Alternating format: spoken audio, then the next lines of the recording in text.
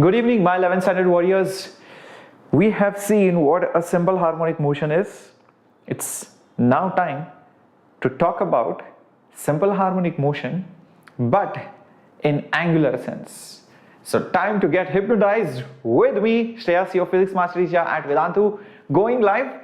And in today's session, with me, you are going to study, we're going to see what is, angular SHM. Yeah, what are the different terms in rotational or angular SHM, torsional, pendulum, physical pendulum, simple pendulum. Three very important pendulums from JEE perspective, from board's perspective, from any competitive exams perspective. We're going to solve problems on this, all of these. We are also going to see the dependence of time period on different factors for a pendulum. So all of this with me, Shreyas, your physics master teacher. Hi Saja, Roshni, Ishpreet, Gokulnath. Hello Harita. Hello Om Satpute. Hello Muhammad. Hello Aishwarya. Nice to see all of you back out here. Today is the final class. There will be more classes on simple harmonic motion after this, but after some time. Now the priority is to cover up all the important chapters that are going on in the school. That's why just some time back, I had conducted one survey on our YouTube channel, and that was just right over here in the community. So in case you have not yet filled it up, please do that right away. So my dear warriors, what would you like me to do, especially the 11th standard students, with respect to the term 2 and the term 1. So term 1 syllabus is already over. Term 2 is what we are doing now. So most of you said that you want to do fluid mechanics, you want to do thermo, and also solid mechanics or mechanical properties of solid. So if you have noticed, okay, you can see it right over here, all about elasticity, modulus, and stress strain curves. That's on Monday 7:30. Okay, that's the next class. I have listened to you. So that's our next class on Monday 7:30 on mechanical properties of matter, and then we'll go to fluids, and then we'll go to thermo, and then we'll go to waves. Is that okay? All right. Very good, very good. And let's also see how many of you have also done the homework. Last lecture we did phases and phasor diagrams, and we can see it right over here. Very good, Ishpreet, a heart for you. Very good, Simple Girl, a heart for you too. Harita, a heart for you. Chandan, very good. Gokulnath has enjoyed the session, a heart for you too. And Saja, and then we have Ani Reddy. Okay, I will reply to you, but I'll still give a heart right now. I'll reply to you. Thank you so much. And Dakshin, very good. And hello, I am not sure. Okay, hello, welcome aboard. Okay, how about a heart for you too as well? Well, thank you very much for your lovely comments, and very good, proud of you for solving the homework as well. So yes, Samuel, I do remember. And let's go ahead and be regular, all my warriors. When will the classes for 12th physical lectures? They will start as soon as the chemistry exam is over. Okay. So Abhinav, whatever problems are there, just leave it in the comment section. I'll reply to you. I will see the comments definitely. And you can also contact me on my Instagram handle. And yes, thank you for hitting the subscribe button, making our channel grow. And if you have not yet subscribed, I'll give you one reason to hit the subscribe button. We are a dedicated English medium channel for all the JEE students, KVPY students, board students. So go ahead, hit it, and thank you for also promoting, sharing with your friends and your cousins and all your batchmates. And thank you for also smashing the like button down there. So let's do a quick recap. What did we do last lecture? We talked about circular motion and how it is related to simple harmonic motion. We saw angular speed in circular motion is similar to angular frequency of SHM. The radius of a circular motion, the radius is nothing but the amplitude of SHM, right? We saw the initial position is similar to initial phase angle, and phi plus omega t was the phase of a SHM, and that circular motion which is shown is called as a phasor diagram. The arrow mark which rotates is called as the phasor, and I have also shown you that you can use the phasors like vectors to combine SHMs, to solve SHM problems in a very, very easy way. Yesterday's class or the last lecture, did not involve any complicated equations. It was just purely based on geometry, and that was the best part about it. And by the way, you will get all your PDFs on our Telegram channel. In case you have not yet joined the Telegram channel, now is the time to do so. The link is there in the description box below. Thank you, Vedantu. Yep. Last lecture, knowledge is important. Well, not exactly, but the first and the second class knowledge will be important, Suhani. Okay? So that's what it is. All right. So BN gamers, this was a quick recap. But yes, you can definitely watch the entire lecture in detail, the phase and the phasors and how to combine phasors in the previous class, okay? But don't worry, you will not need much of it in today's class. All right. Now, what we are going to talk about is torsion. Torsion means twist. That's a different name for torsion. So when you twist a rod and you leave it, it comes back. Like if you twist yourself like this, I have twisted, and you will see I'll come back. Okay? Obviously my body won't like to stay like this. You twist it here, it tries to come back. So that's what you can see in this particular rod. This rod right now might have some equilibrium condition. You tilt it, you twist it, you apply a torque, then you can see it deforms itself, and there will be a restoring torque. Why will there be a restoring torque? Because it has to twist it back. Twisting force, twisting action is called as torque. So there will be a restoring torque. You can see this beautiful simulation. It shows that. It will be a restoring torque that will pull it back. Now this is essential for anything to perform angular SHM. You will notice. How many of you has sat down in that swing where you have that chain over here like this, and you have that cane swing like that, and you sit over here and you twist yourself like this and you leave, you come back, you go to the other side, stop and go back like that, and then again come back. Have you done this? If you have, please raise your hand in the comment section and the chat box. Yes, future doctor, it was enough, but you also need PYQs. Okay, come on. How many of you have done that? Sat in a swing, turned yourself and left, and you see that you keep performing angular oscillations. Perfect. Chandan has already raised his hand. Very good. Very good. Mangalam and Roshni too. So exactly. So now you get the idea why a restoring torque is needed. If there was no restoring torque, there will be nothing to pull you back. So that's the reason why we are talking about torsional deformations.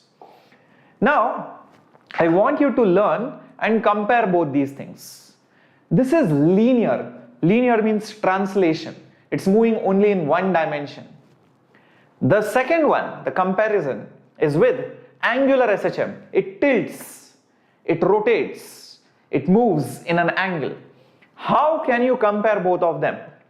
Notice this goes like this, up and down, the position changes, the x coordinate or the y coordinate. Here, the theta changes. The theta is a function of time. Can you see that? Here x or y is a function of time. You can see over there theta is a function of time. Great. You can also see this oscillation will have an amplitude. It will go down by 3 centimeters, go up by 3 centimeters. It might go down by 2 meters, it can go up by 2 meters. Here it also has amplitude, but I will not call it just amplitude, I will call it angular amplitude. Can you see 0 degrees is where it wants to be in equilibrium, but you have twisted it and left it, so it is oscillating. So minus theta plus theta m. These are the max values of theta on either side. So what will this be called? It will be called as the angular amplitude. What's the maximum angle displaced from the origin, from the reference, from the equilibrium position? I hope you can see that.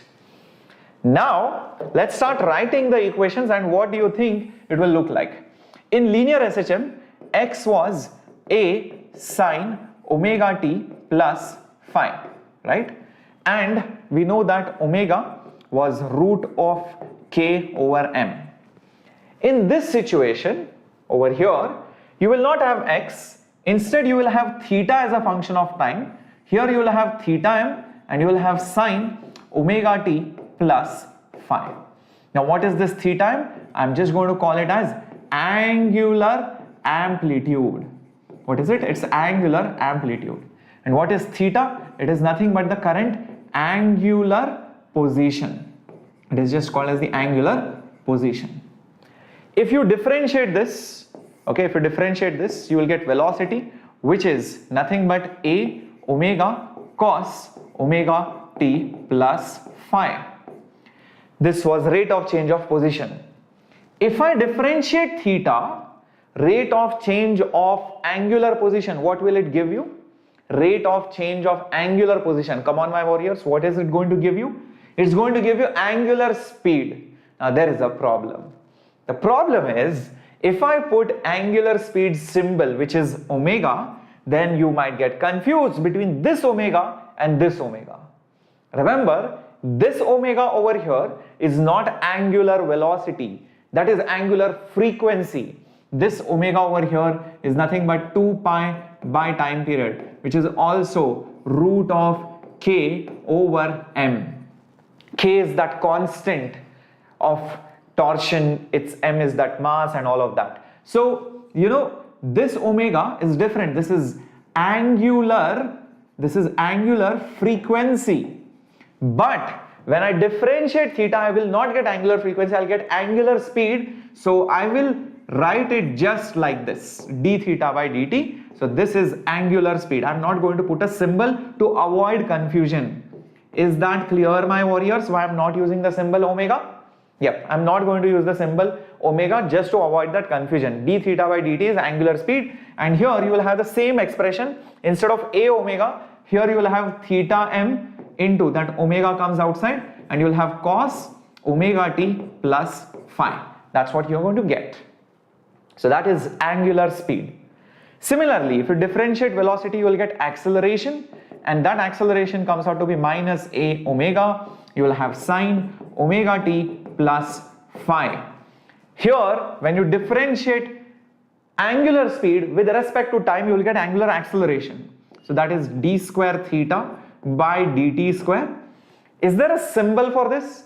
Is there a symbol for angular acceleration? Yes, there is. It's called alpha. It's called alpha. Luckily, alpha does not have any conflicting symbols with SHM. So I can use this symbol, unlike this which had conflicting symbols. So that's why I have kept it there as it is. So this will be as simple as A is theta m, omega is omega square, and you will have sine omega t plus phi. That's what you will get. Do you see the resemblance between these and these equations? There is clear-cut resemblance. So if you know linear SHM, if you have studied linear SHM under me, you already know all the equations for angular SHM. There is no special need for conducting and by hearting the formulas. You just need to know x similar to theta, amplitude similar to angular amplitude. Okay, that's all you need to know. If you know that, that's it. Everything else follows. One last thing. Here omega was root k by m. In angular, you cannot use that. I will tell you what is the problem. Here omega was root of k by m. In this case, if you want to write the value of omega, it is not k by m, it is actually k by, remember what is the equivalent of mass in rotation? If mass measures inertia for translation, what measures inertia for rotation? Rotational inertia. So that's why basically you will have rotational moment of inertia. Understood? So you will have rotational moment of inertia over here. Also one more thing, this k is the spring constant. Force is directly proportional to x. F is kx magnitude wise. So in case of rotation, it won't be force, it will be torque. So this k is not force constant. It is called as the torsional constant. Torsional constant. I know you have started wondering, sir, how do you calculate torsional constant? What is the formula? Hold on, I'm going to come up to it in a bit in the next slide. For now, understand, this k is nothing but your spring constant. I'll just mention it over here as well.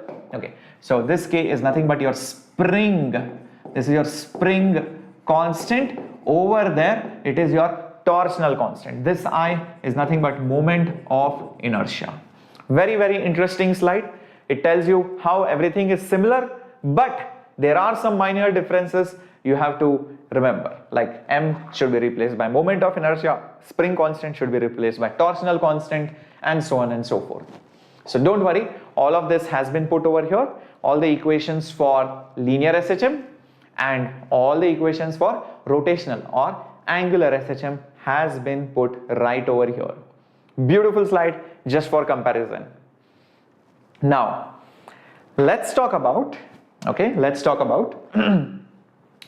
what is this torsional constant. Look at this over here, you can see this, there is a rod, it has been rotated by some amount, okay, it twists, so obviously there will be some twisting torque and there will be also some restoring torque. You can see I have twisted it by some angle theta, so this is angle of twist, this is angle of twist obviously, and obviously the restoring torque will be like this. This is how the restoring torque will be. Now the restoring torque is found out to be directly proportional to theta but opposite in direction. So the magnitude of the torque is directly proportional to the magnitude of the theta. If you rotate by 10 degrees, this much torque. If you rotate by 20 degrees, more torque. 30 degrees, even more torque. So it is proportional, but it is opposite in direction. So I'll put it as minus that constant into theta.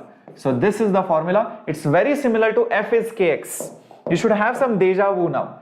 F is equal to minus kx. Force replaced with torque, x replaced with theta, minus represents opposite direction, spring constant replaced with torsional constant. So what is this? This is your torsional constant. Will it be given to you? Yes, it will be given to you in the question, or you will be asked to find it out because other things are given. Just like, spring constant. It depends on the rod's shape. So what does this torsional constant depend on? It depends on the shape, it depends on the size, it also depends on the material of that twisting object, the rod or else, whatever it is. Hi Aradhya, hello, welcome aboard. Good evening, very good. I think everybody has understood till here.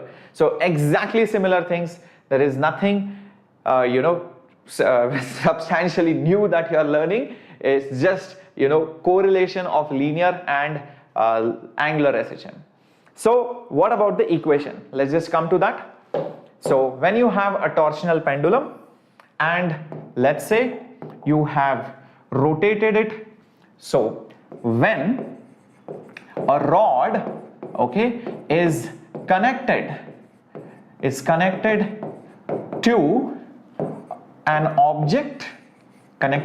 object, and twisted, okay, so what will happen? You will see that the restoring torque,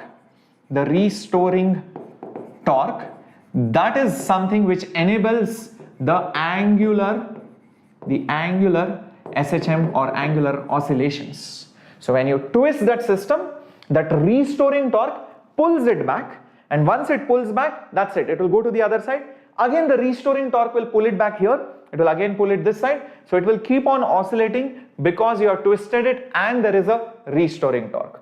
And we just got this torque is equal to minus k into theta, and also we know by Newton's second law for rotation, we know that torque is equal to moment of inertia into alpha.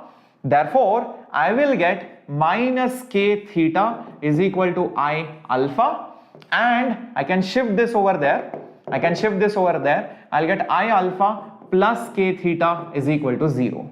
I alpha plus k theta is equal to 0. Everybody knows what is this. This is a differential equation. I don't know if you saw this.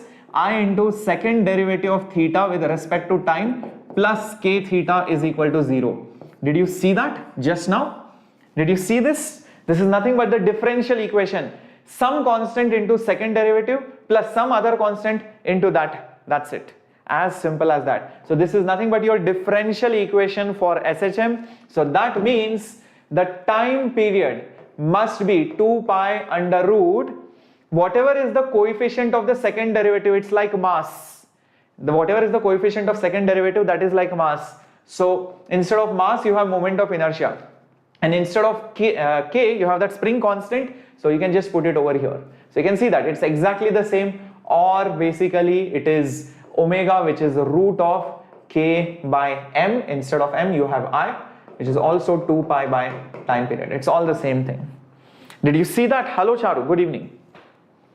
Everybody clear till this point? So everything is similar, whatever you learned in linear SHM. There is no difference. Wherever you see x, replace it with theta. It's one and the same thing. Let's do some questions. Okay. Some books also use the symbol C instead of K to avoid the confusion with the spring constant. That's all. Okay. So C also is torsional constant. Sometimes you will see it in the books as C, just to avoid conflicting symbols with spring constant. That's all. Now we are going to solve a question based on torsion. Now you will be like, sir, there is no rod, I cannot see any twisting rod, but the concept, whatever you learned there, is now applicable in these kind of angular SHM problems. Observe this carefully. You have a rod. Okay, imagine this. You have this rod over here. I'm going to help you understand this question first, and then we are going to solve. You have a rod. It is pivoted here. So the moment you pivot it, this rod can twist like this or like this. Okay, it's pivoted here, so it can just turn like this. Now there is a spring here. There is a spring here. So imagine if you turn the rod like this spring will get extended, this spring will get extended. If this spring extends, it will basically pull this way. If this spring extends, it will also pull this way. Can you see what are these two pulls creating? Can you quickly write it down in the comment section? What is this doing? Yes, Aradhya, there will be revision sessions for physics for term 2 examinations right from Tuesday, Wednesday, Thursday. Yes, you're going to have continuous sessions of mine just before the term 1 examination. Yep, Gokulnath, we are going to come for simple pendulum as well. So can you see these two forces are creating a torque? So there is definitely a torque to pull it back. There is a torque to pull it back. So as soon as it comes here, it has momentum. So it will go to the other side. It will compress the springs. The compression will push it back. So again it will come over here. And again it will get pulled. And because of momentum it will go here. And again it will get pushed. So it will keep on oscillating. Are you able to now visualize this situation? Are you now able to visualize this situation? The question is, find the frequency, that means find the time period, because frequency is just 1 by time period. Okay, so let's figure this out. First of all, think this way. This is basically the equilibrium condition. If you tilt it, okay, if you tilt it, something like this is how it's going to look like. This is the pivot, and this is my spring which is going to get extended. This spring will also get extended. Okay, this is this wall over here. This is this wall over here. Clearly there will be forces. Let me just write the forces down. One force will be here like this. Another force will be here like this. And I have shown a lot of displacement, but actually the displacement is quite less. Okay. If you still want to remove that, I can do that. I mean, there's nothing great about it. You can just show minor displacement. It's small, it's given a gentle push. That's very important. Small oscillations. So hardly any angular displacement is there.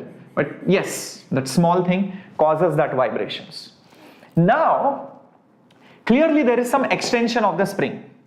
That extension of the spring here as well as here, x and x can be calculated. I'll tell you how. Think this x is like an arc, and the radius, what is the radius? The radius is length by 2. This x is like the arc, and you have tilted it by theta. Are you able to visualize that? You have tilted it by theta like this.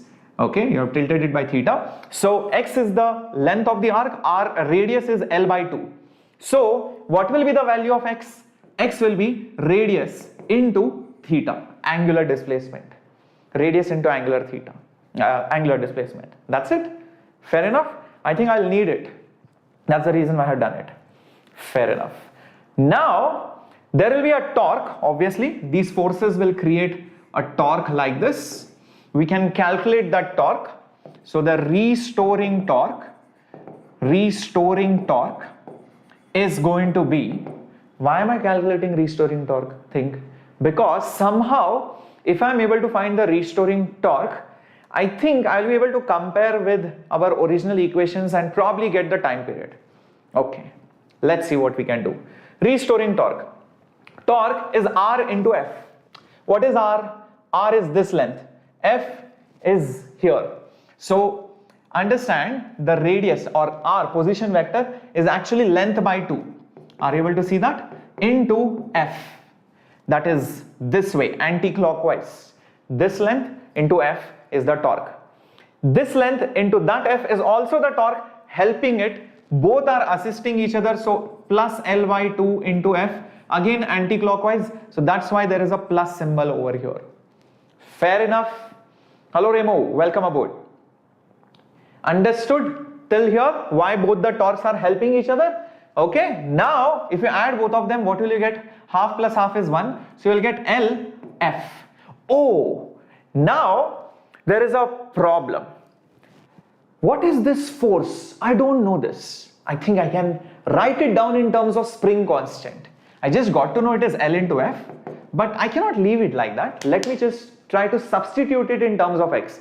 Force is Kx. Force is K, spring constant into extension. Everybody gets this. So I can write this as, instead of F, I'll write it as K into X. But our whole idea should be, since it is angular SHM, somehow I should be able to get torque is proportional to theta, not proportional to X. No problem, Remo. I want to somehow show torque is proportional to theta, not proportional to X. But wait a minute, I know X is L by 2 theta.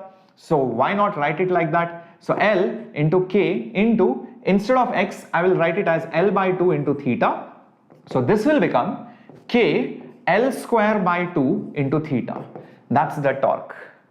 Very interesting. I just got torque is some constant into theta. So this is basically your constant of proportionality. This is your constant of proportionality. This is like your torsional, constant.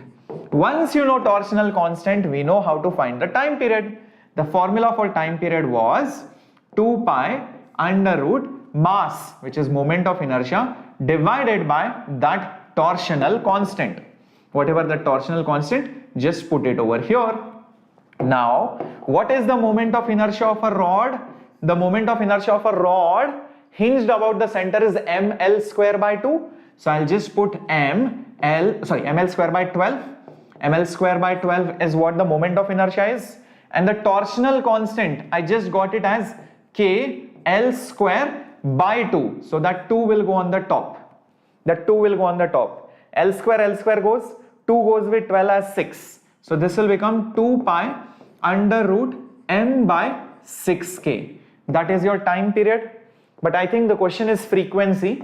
So since frequency is 1 by time period, so if you take the reciprocal, you will get 1 by 2 pi below, you will get 6k on the top and mass below. So is that option there, 6k by m? Yep, I think it is option C. It's option C.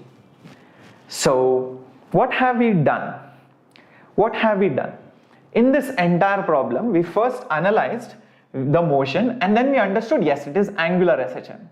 Whenever you see angular SHM problems, somehow show the torque which restores it is proportional to theta. That constant of proportionality becomes your torsional constant, and use your normal formula. Time period is 2 pi under root moment of inertia by constant of proportionality. As simple as that. So the way we found out that torque is taking help of rotational motion, rigid body mechanics. So once the spring gets extended by x here and here, there are two forces creating torques here and here. So I have added them. Both are helping each other. R into F, R into F. R is L by 2. And this x is the length of the arc. So length of the arc is radius times theta. You can see. So that's what I have done. Just substitute everything and you'll get the answer. Understood how to solve these questions on torsional constant? or Angular SHM. We'll be doing more such questions in a bit. So let's use this logic now to talk about something called as the physical pendulum. Hi Kushal. Now I'll give you an example of a physical pendulum. Okay, look at this bottle. Interesting bottle. Okay, I'm just going to hold this bottle. Okay, I'm just going to hold it. It's suspended over here. I hope you can see it. I just hope it doesn't break down. Okay, now I tilt it and leave it.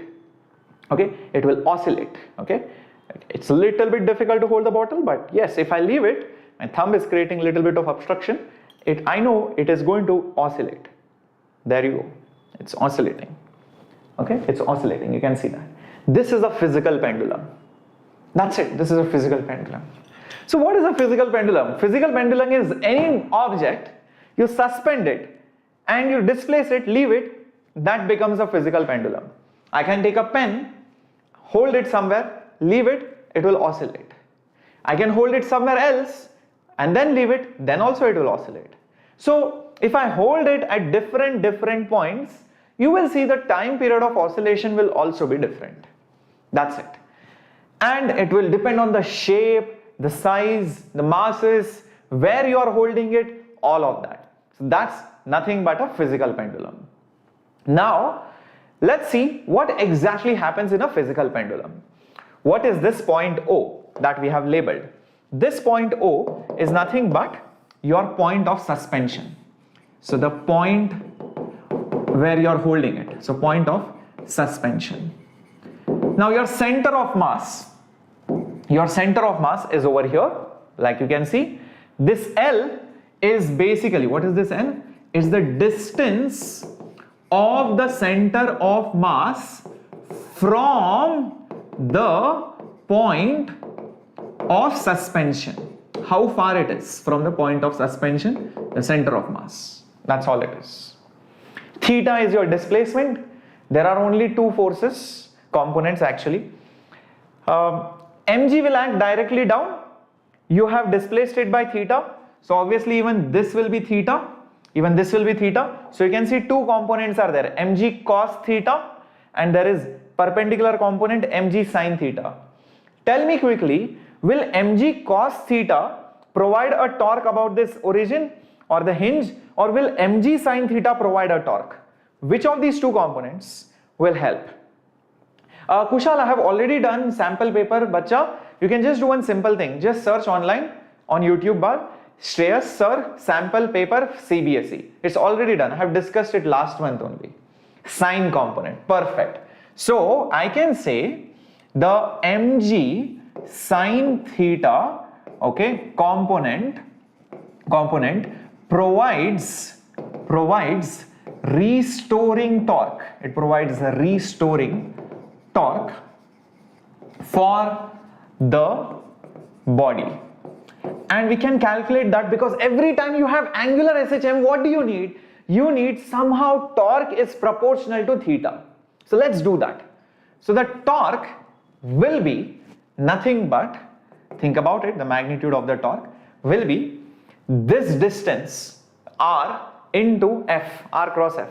So r is nothing but L and force is nothing but mg sin theta. What do I need? Somehow show torque is proportional to theta. But here I did not get torque is proportional to theta. I got torque is proportional to sin theta. So what do? I think I know what to do. There is a simple mathematical trick if you can visualize. This is a standard maths approximation. If theta is small, then what happens, my warriors? Come on, think about it. If theta is small, then the value of sin theta approximately equals to theta. Do you know this? If you have forgotten, remember. And if you don't know, now you remember. So when sin theta is very small, when theta is very small, then sin theta is almost the value of theta in radians. Very, very important. Cool? In fact, you can try it out. Sine of pi by 6 is 1 by 2, which is half. Okay? Half value wise it is 0.5. Pi by 6 is 3.14 divided by 6. If you do 3.14 divided by 6, it comes very close to 0.51.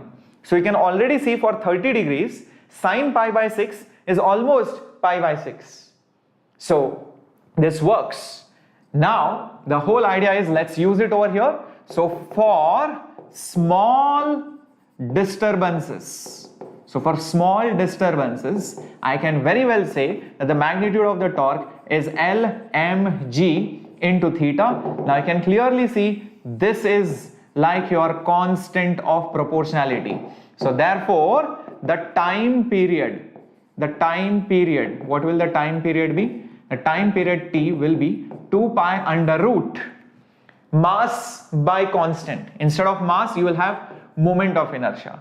Instead of constant you will have this term which is Lmg.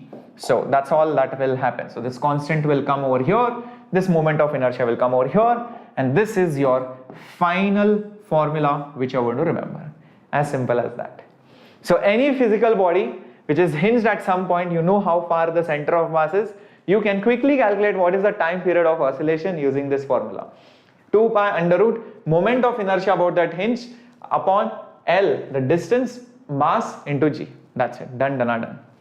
No problem, Chandan. Perfecto. Shall we proceed and solve some questions? Okay, I have given you all the formulas, I have given you all the equations right over here. Okay, so this is only true for small theta, remember this. It's a angular SHM only and only for small thetas, else it will not be a SHM, it will just oscillate. Remember, SHM is a special case of oscillations. Okay, cool. Let's do this question. You have a ring and the ring is made to oscillate in its plane, and second time it is made to oscillate perpendicular to its plane. Now what does this question actually even mean? Let's try to understand that.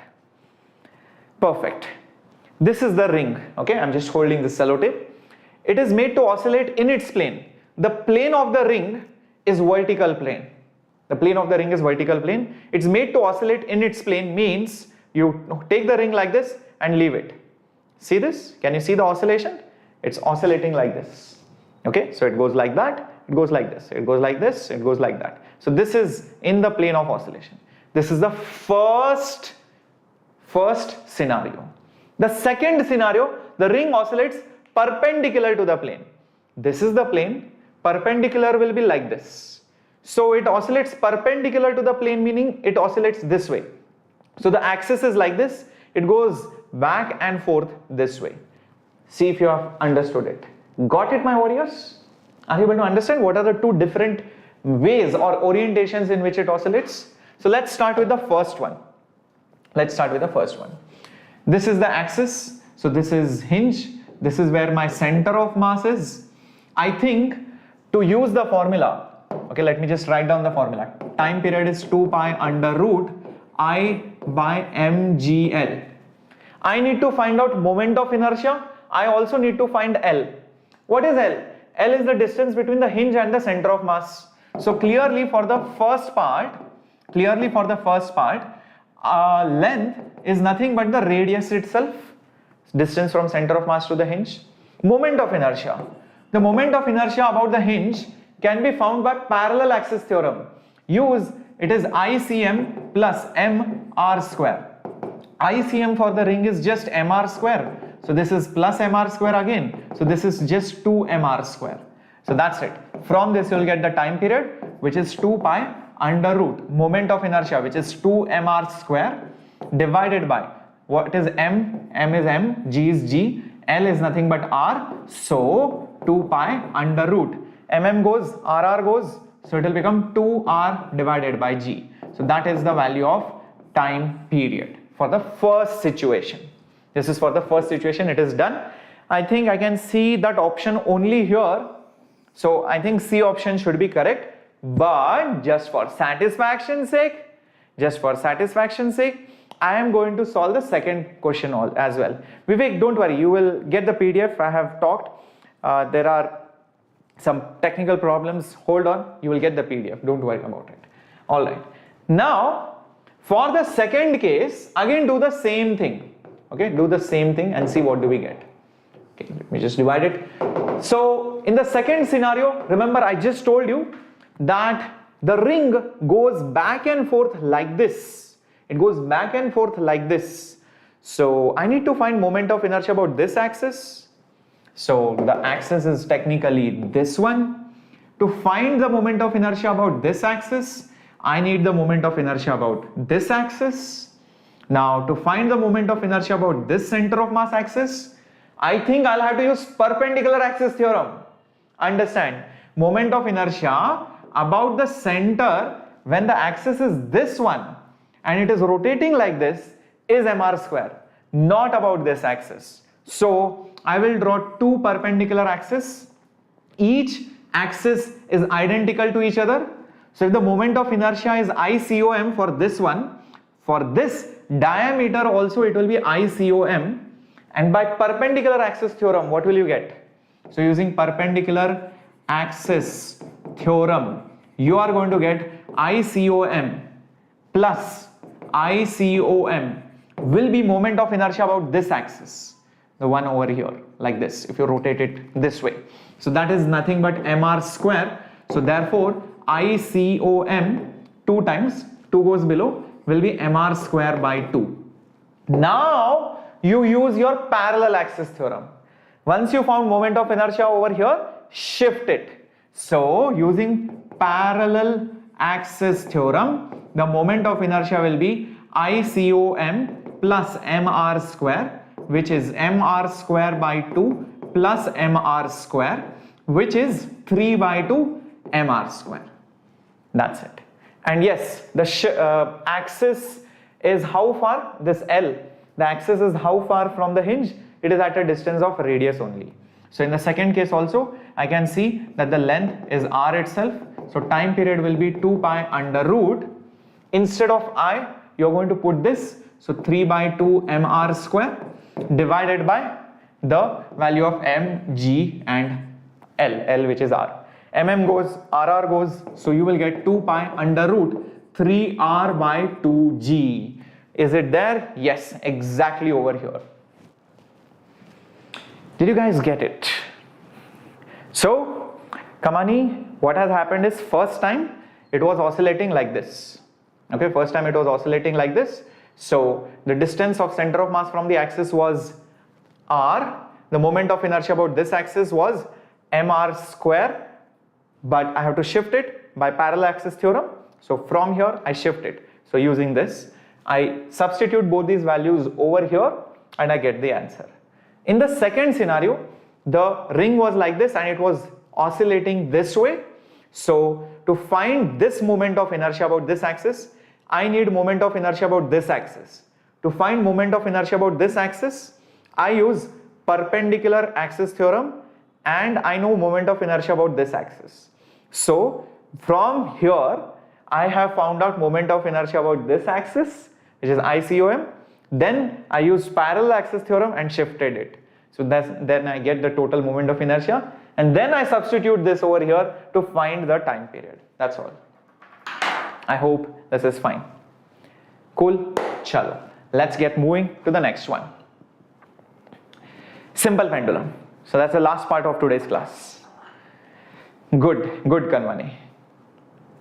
Okay, Himawant, right now we don't have any plans.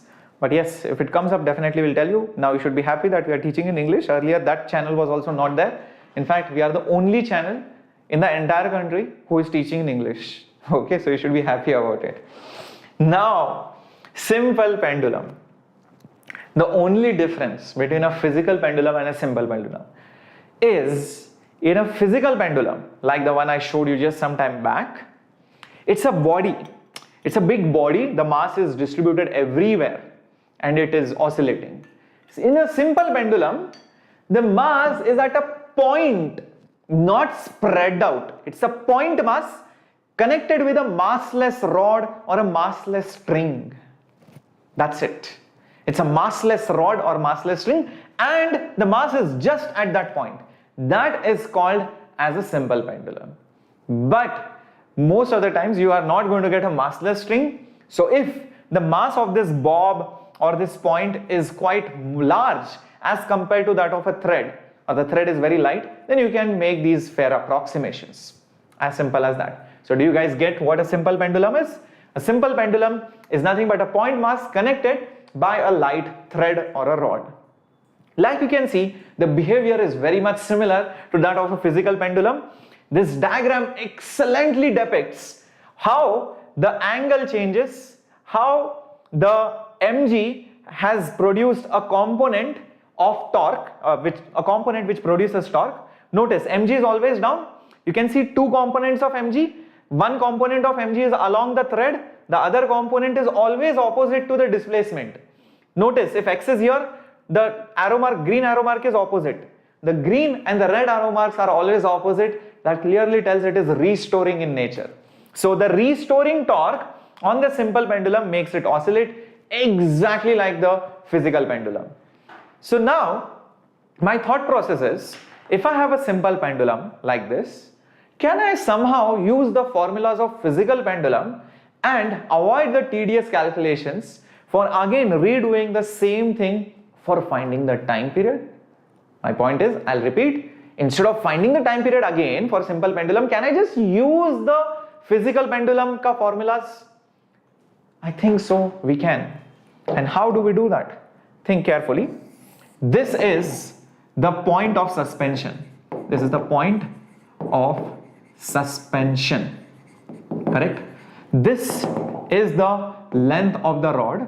This is the mass of that bob, and I can see that the center of mass is right over here. This is where the mass is concentrated. So for a physical pendulum, we all know that the time period is 2 pi under root I by mgd. Think now, what is m? Yes, m is m, g is g.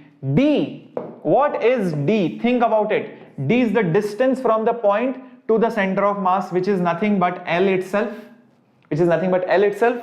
What is this moment of inertia? What is the moment of inertia of a point mass about the hinge? It's mr square, as simple as that. So this will be just ml square. That's it, done. Are you able to see this? Can you see this, my warriors? ml square, nothing else. So just substitute it and see what you get next. So this will be 2 pi under root ml square divided by mgl.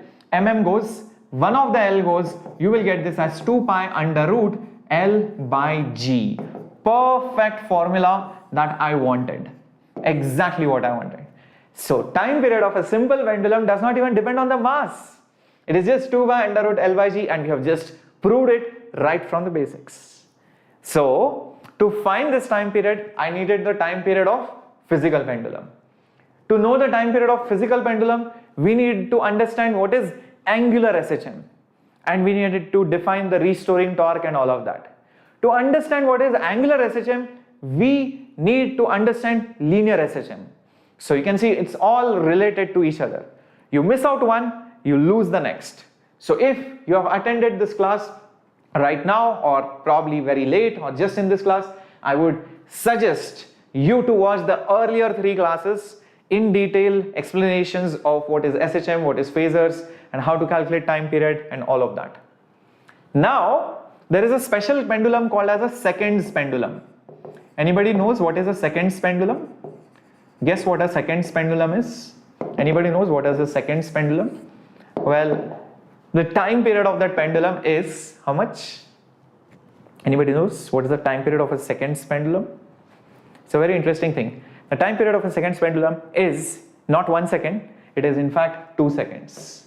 Basically, it takes 1 second to go over here. So 1 tick is 1 second, and 1 tock is nothing but again 1 second. So tick, tock, 1 second, 1 second. So the time period is 2 seconds. Correct, Roshni. And you can put this value of time period of 2 in this equation, which is 2 pi under root L by G, and 2 goes. So 1 is equal to pi by root G, and you have root of L over here. Guess what root of G is? Root of 9.8 is almost 3 point something, which is almost pi. So technically speaking, these two numbers get cancelled approximately. So root L is 1. So therefore, L is approximately 1 meter. So if you make a pendulum of almost this much length, 1 meter length, you leave it, you will see it will do tick and tock, and that tick will be 1 second and that tock will be 1 second. That's the second pendulum. Interesting, isn't it? Vivek, concentrate on the class, don't on the PDF. PDF to mil hi jayega. You will get the PDF. PDF se kuch nahi hota.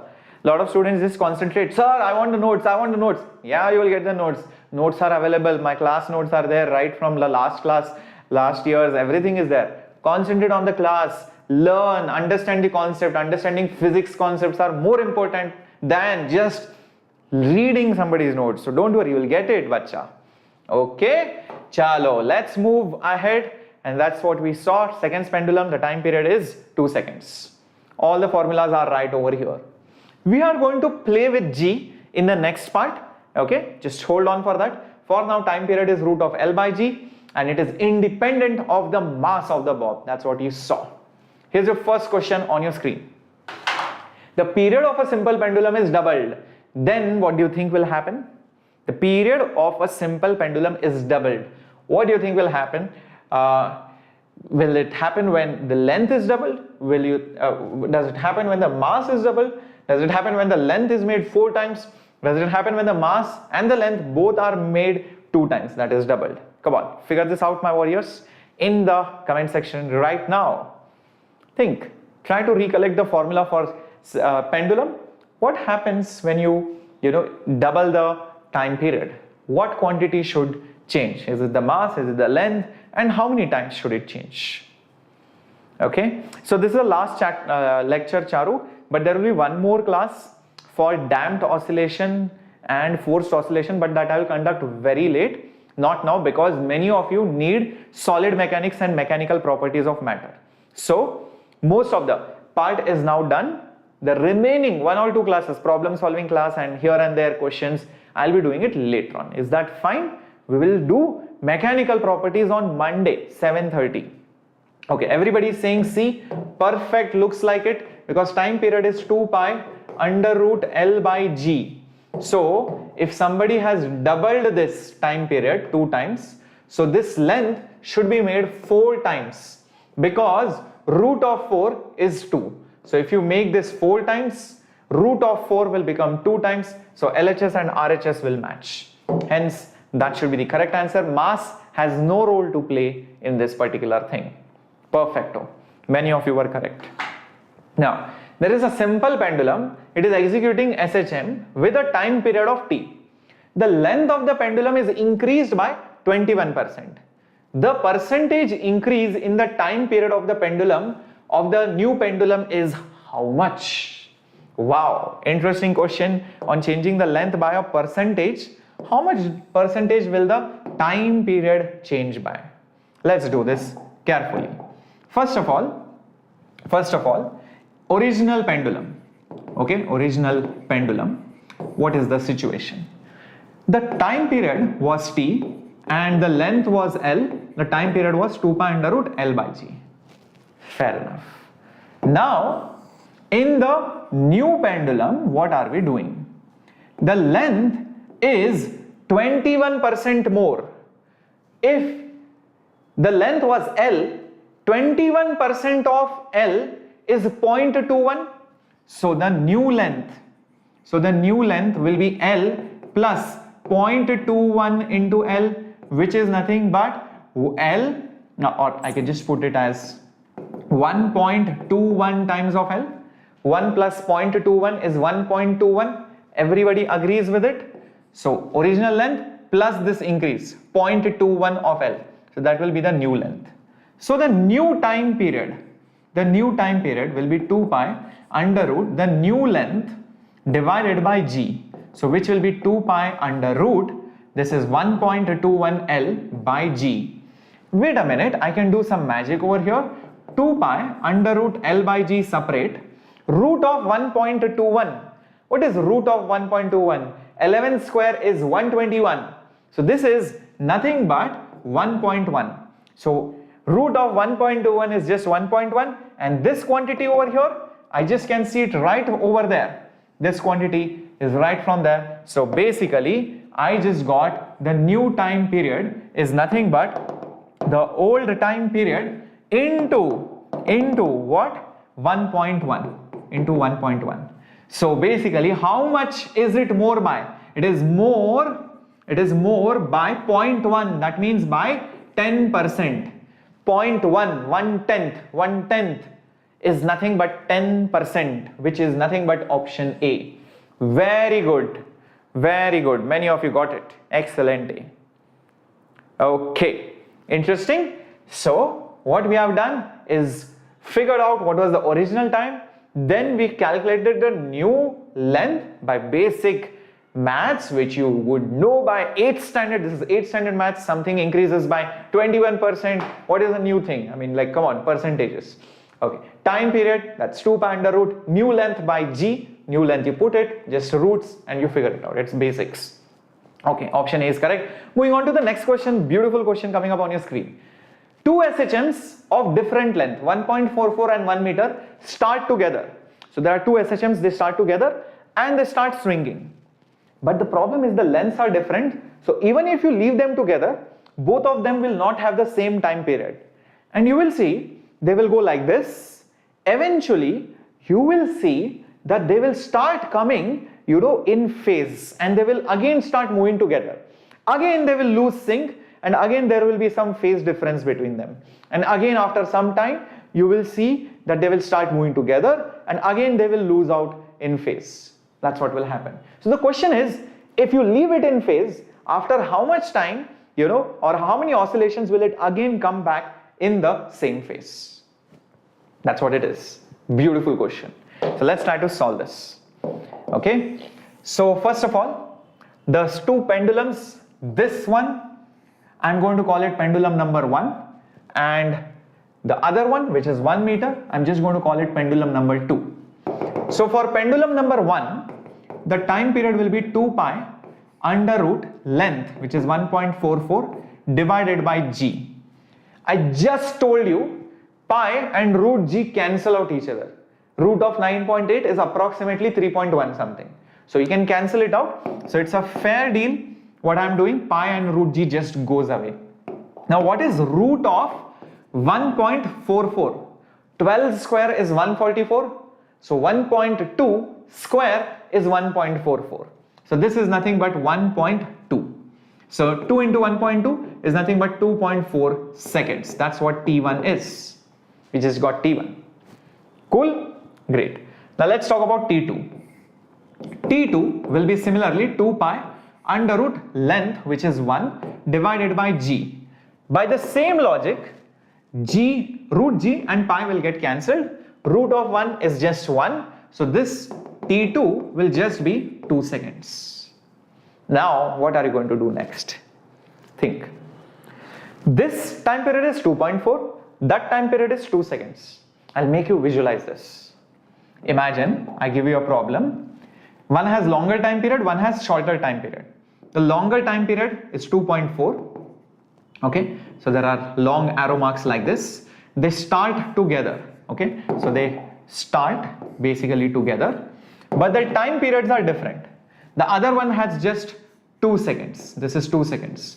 This is 2 seconds. You can see the length of these arrows are different, but eventually you will see that they will come together. They will come together. I don't know how much, but they will. I know for a fact. And when will they come together? After their LCM. After their LCM. So what is the LCM of 2.4 and 2? Come on, my dear warriors. After how many? Come on. What is the LCM of 2.4 and 2? What is it? Come on, put it up in the chat box. Put it up in the comments. What is the LCM? 24 and 20. Think of it that way. If you are getting confused, sir, I don't know what is the LCM of decimal numbers. Just think of 24 and 20. 24 and 20. What is it? 240, 120, 100, 150, 160. I think 120. Check it out.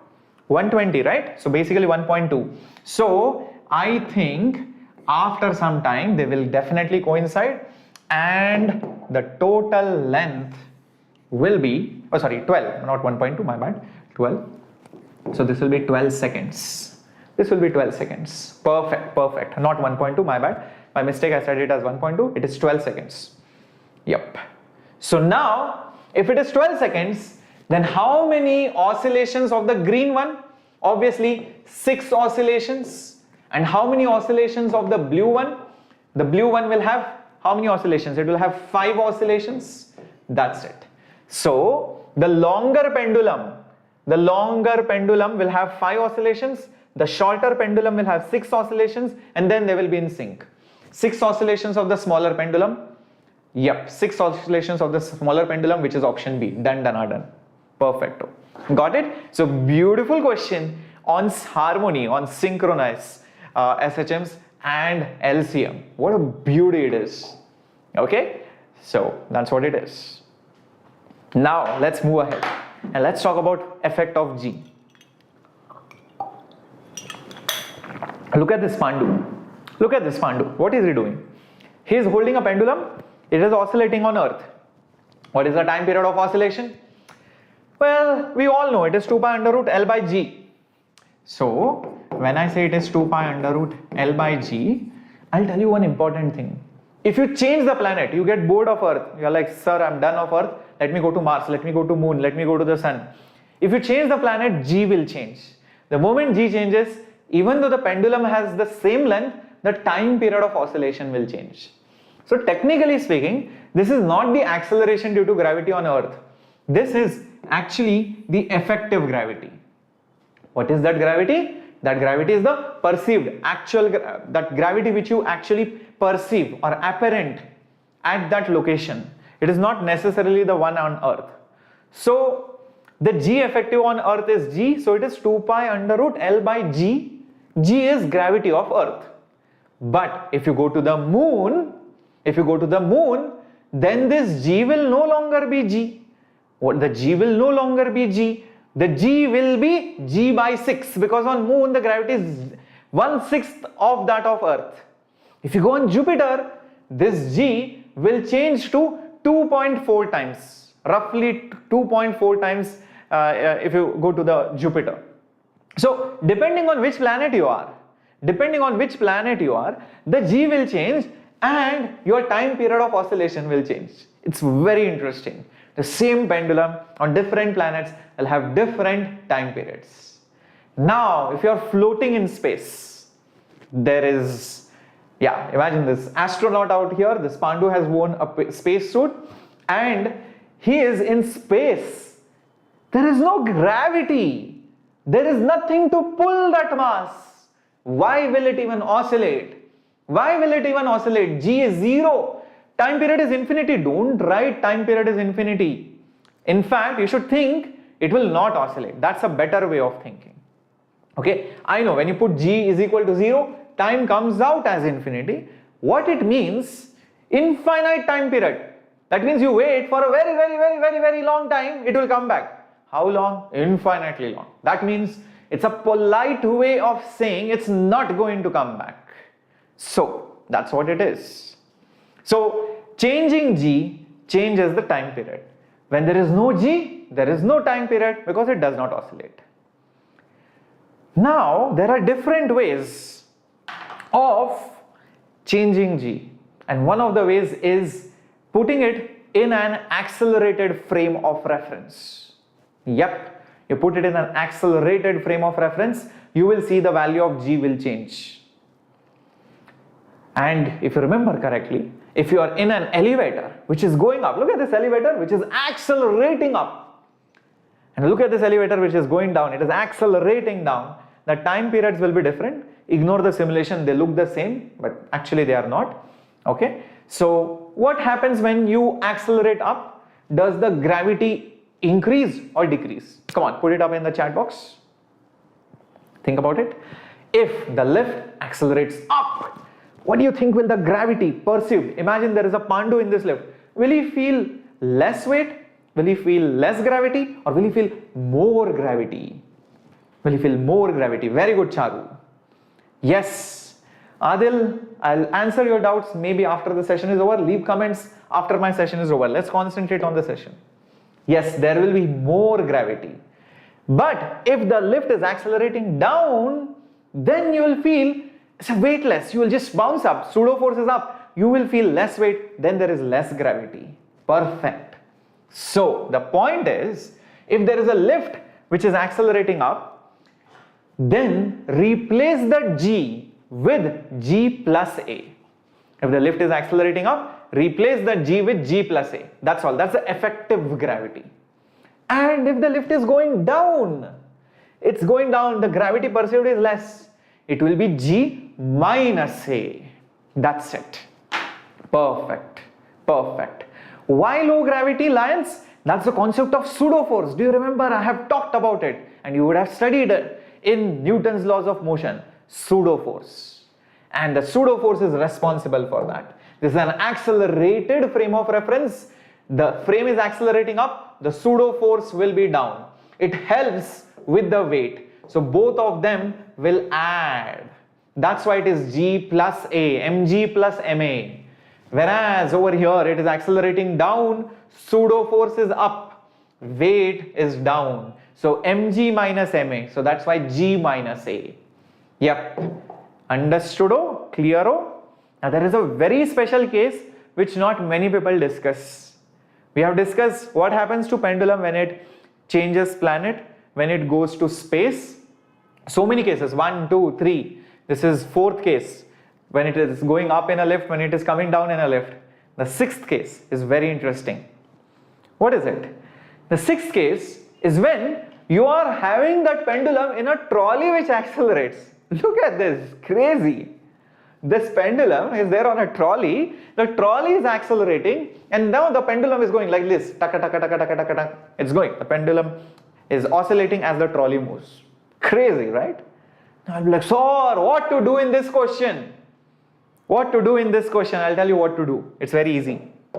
This is also an accelerated frame. Do you agree with this? This is a non-inertial frame of reference. So there will be pseudo force. So where will the pseudo force be? Pseudo force will be here and the weight will be here. So understand, if the pseudo force is here, weight is here, there is one gravity which will come because of the pseudo force which is A, and there is one gravity which is there because of the earth, G. So the total force, the net force will be in this direction. So the net gravity, G net, will be in this direction. And what will that G net be equal to? Think carefully. These are perpendicular to each other. So this will be root of A square plus G square. What will it be? Root of A square plus G square. Yeah, I don't know, Roshni. JEE Main, everything happens. In fact, forget, why should you keep a pendulum in a trolley? I would have even this question. Why would you keep this block like this with a pulley over here and then have a block over here? Like, you should be really jobless to do this. Like, what enjoyment, what fun would you get by doing this and probably even adding some more pulleys out there, right? So there is no meaning to it. But then you will be like, sir, what is the real life application? Sir, I've never seen this, sir, in my real life. I visited so many companies, I visited so many industries, offices, I've never seen this. What you're teaching is bullshit. It's not needed in real life. But that's where you guys go wrong. It's not that you're actually going to find this, but this helps you analyze a much more difficult problem. If you don't understand this, you will not be able to understand how a crane works, how transmission works, or how anything else works. It's all about understanding the problem. Forget even mechanics. You will be like, sir, I'm not even going to do mechanical. I don't think I should do this. I think I should go do coding. It's not about that. It's about how you approach a problem. Are you able to develop those logical steps? Because if you can solve this problem, that's when you can conquer and solve any other logical problem. Be it programming, be it material science, be it electrical. That's what happens. And that's the reason why IITians, NITians, BITSians, all these top colleges get paid heavily. Even if that guy is a civil engineer, he will get paid into some other job because their thinking abilities are good, their problem solving skills are good. It's not because they are good at mechanics. It's not because they can solve pulley problems. It's not because they can solve electromagnetism or chemistry equations very fatafat. It's because of their problem solving ability. So guys, in these years with me, you are not learning to solve pulley problems. You are learning how to solve problems in general. That's what we focus on. That's what we focus on. Okay, so that's what I hope you will appreciate in this journey with me. Okay, what will happen to pendulum inside water? Perfect. I like that thinking. So we have not yet discussed fluids, but yes, in fluids what will happen? There will be a buoyant force, and that buoyant force will reduce the apparent weight. And the moment the weight reduces, you will see G changes, and the moment G changes, the time period changes. So pendulum in water will also get affected. Perfect? Great. So G net will be different, and you will also get the new time period. Perfecto. So that's it. You'll get G effective, and that is root of G square plus A square. So you can see 2 pi under root L by root of G square plus A square right over there. Look at this. G effective has been replaced by this quantity out here. Excellent. Let's solve some questions. Hello Mathi Mitra, welcome aboard. Thank you, Unforgettable Love. Hi Ratul Roy. Roshni finally agrees with me 100%. Glad. Okay, very good Charu. Will this lecture help in JEE? Obviously, A2 key lions. Definitely. If it were not for JEE, then I wouldn't be here. This channel wouldn't be here. This channel is for JEE. Hi Karam Gamers. Hi Prakash. So the mass and the diameter of a planet are twice as that of the Earth. The period of oscillation of the pendulum on this planet will be if it is a seconds pendulum on Earth. Hi Mohan. Good evening, and I hope all the new warriors out here have already smashed the subscribe button and also smashed the like button down there so that you do not miss my other classes. My next class is on Monday 7:30, and if you are a 12th standard student, lots of marathon sessions just before the physics examination. Okay, hi Robotics, hi Rohit, good evening Bachalo. So let's see how to solve this question. We have a seconds pendulum on Earth. So let me just put it over here. So on Earth, we have a seconds pendulum. So that means time period is 2 seconds. And we know that the length of such a pendulum is just basically 1 meter approximately. Now, what you have done, the mass of that planet and the radius of the planet has been made doubled. So what is the formula for G on any planet as such? It is G, mass of that planet, divided by radius square. G m by r square. That's the formula. Now think, the mass has been doubled, radius has been doubled. What does that mean? If you take this mass and make it 2 times, if you take this radius and make it 2 times, the radius is squared. So 2 square is nothing but into 4 times. So the denominator has been made 4 times, numerator has been made 2 times. Numerator 2 times, denominator 4 times. 2 by 4, that means 2 by 4 is how much? Half times. So this will be half times of the gravity on Earth. Do you agree with this? So the gravity has been made half of that of Earth. So now going to our original formula, time period is 2 pi under root length by G. If you look at this equation, this G will be the new G. Think about it. This G will be the new G. Length has not changed. So this will still be 2 pi under root L. G has become half. So this will be G by 2. This will be G by 2. This G is gravity on Earth. Just rearranging it further, 2 pi under root L by G. 2 comes on the top. This will become root 2. But I know what this is. I just know what this is. This is the time period of pendulum on Earth, which is 2 seconds.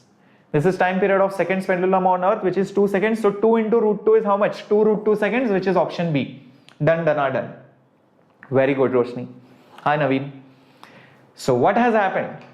You have made use of the knowledge of gravity which I have taught you. Acceleration due to gravity on any planet is gm by r square. Mass became 2 times, radius became 2 times. Radius is squared, so it becomes 4 times. 2 by 4 is half. So gravity became half times. So if gravity becomes half, so that 2 goes on the top. So the time will become root 2 times because it's under the root. So original time was 2. So 2 root 2 is the final answer. Perfect. Moving on to the next one. All in one, this is an English channel, bacha. Okay, so we'll be talking English. A man measures the period of a simple pendulum inside a stationary lift, and he finds that in the stationary lift, the time period is t seconds. If the lift accelerates upwards with acceleration of g by 4, then the time period of the pendulum will be how much? That's the question. Let's solve this. I think I know what to do. Well, when it is at rest, the time period is t. T is 2 pi under root L by g. Fair enough. When the acceleration is upwards, the new time period will be 2 pi under root L by, it won't be g, it will be g plus a, because it is going up. Pseudo force will be down. It will be helping the weight. So g plus a, you will feel the push down, more weight. A is g by 4. So this will be 2 pi under root L by g plus g by 4. G plus g by 4, that is nothing but 5g by 4. 4 and 5 I can take it outside. So root of 4 by 5. And here I have 2 pi under root L by g. Look at what 2 pi under root L by g actually is. That term over there is nothing but the time period, and root of 4 is 2, root of 5 is root of 5. So this is the new time period. That's it. 2 by root 5 into t. I think we have it as option C. Done, done, done. Very good, Charu. Very good, Roshni. You guys are very quick. Thank you, Hemant. Yeah. So this is how you're supposed to solve questions on simple pendulum. Okay, that's all that is there in Angular SHM. We'll be doing obviously many more problems in problem solving sessions. But for that, you need to hit the subscribe button and also smash the like button. Now I'm giving you homework questions. Just like I read out all the names at the beginning of the class, make sure you solve these questions so that you become famous in the next class. The ratio of frequencies, this is your first homework question. You can pause. Oops, the answer should not have been shown. Oh my God. Don't tell me the answers are shown. Okay. Let me just skip the slide. Okay, thank God. Okay, so anyways, so this is your first homework question. This is your second homework question. Okay, this is your third homework question, and all of this will be posted up in our Telegram channel. Now, those of you who are in coaching, or maybe you are not satisfied with your coaching and you want to try out Vedantu, you want to try out how the experience is, learning right from the fingertips at your home, where you don't have to travel anywhere. Many of you might have that apprehension, sir, I don't think online learning will work, sir. I don't think you can sit here, teacher is somewhere. I don't think you will be able to get our expression. He will not understand how we feel. But let me tell you, this year alone we had 1,500 students from Vedantu who got cleared from JEE Advanced. 1,500. The total seats in JEE IIT is around 15,000 to 20,000. It's a massive number. 6% students are just from Vedantu. Not just that, there were thousands of students who got, very top-notch ranks in JEE Mains. Now, you might be wondering, how does this happen? What is exactly there in Vedantu? See, in our classes, it's not just about, teaching. There is a live quiz, there is leaderboard, there is competition. There are 2 teachers in the same class. One is teaching, second is solving doubts. And that teacher is assigned to small chotu groups. If you have a doubt, you don't even have to disturb the teacher. You just ask the doubt to the second teacher. And your doubts will get cleared instantly. Even after the class you have a doubt, you can still ask the doubt in the doubt app. And after the class you get assignments, you get material, and every now and then you get tests. And these tests are not normal tests. You get beautiful report cards with a beautiful analysis of what has exactly happened. What were the toppers' marks? What were the average marks? Which were the topics that were asked? What were the average marks in each topic? What was your shortcoming? Where did you go wrong? What was your accuracy? What was your strike rate? What was the time per question? Everything. So all these things help you analyze, build up your performance, along with lots and lots of strategy sessions. Parent-teacher meets are also there in online. And the best part, you get these classes also in English medium. Most of our classes are in fact in English medium. So that is a big thing. Because you always join a coaching and you're like, sir, I don't understand Hindi, sir. I don't want English also. I want pure English. Yes, we have it. Not just that, you'll also get my courses. Yeah, lots of my courses for 11 kids, like derivation course, Irodo problem solving, the difficult problems, problem solving course, in general problem solving. Yeah, H.C. Verma, the best book for physics. All my courses are available for free. And you have multiple plans, and I'll show you where you can get these plans. So if you're watching this video right now, okay, so all you need to do is just go to the description box below and you will see a link for JEE 2 years. Click on that link. You will see whatever features I just mentioned, it's all there over here. And if you go down below, you will see all the FAQs and all the timetables that you will get. There are 3 versions. One is light, one is classic, one is plus. Light gives you everything what I told you. Only difference in classic is you will get doubt solving on your mobile app after the class is over. And in plus, you will get a personal mentor. Even if you go for the highest one, it's just 97,199 for 2 years, which is 100, I don't know how many times lesser than your regular coaching. Okay, your regular coaching fees are 2 to 3 lakh rupees. This is for 2 years, you get 97,199. That's for the highest one. If you go the lowest one, and even if you take it for 15 days, it's 1,350 rupees when you use my discount coupon code SHHPRO. Crazy offer. Try it out for 15 days. See if it works. Doesn't work? No problem. Try it out 15 days. You know, the light version. So if you want to buy the entire thing, that's 54,000. That's even still lesser than even your regular coaching. So I would be expecting all of you in the pro courses. The next topic will be, mechanical properties of matter. Yeah. Thank you everyone. Thank you Power Ranger. Bye bye. Take care Arpit. Bye bye Roshni. I'm so glad you are here Roshni, and thank you for all the lovely hearts. It means a lot. Even all that love and affection you guys give. It means a lot. Definitely Power Ranger, you can try it out. It will be amazing to see all of you out there. Okay. Thank you for hitting the like button and also hitting the subscribe button. You can also follow me on my Instagram handle. You can ask anything that you want to. Okay. If you face any difficulties while enrolling, or if you are not able to find my courses, I can definitely help you out. Okay.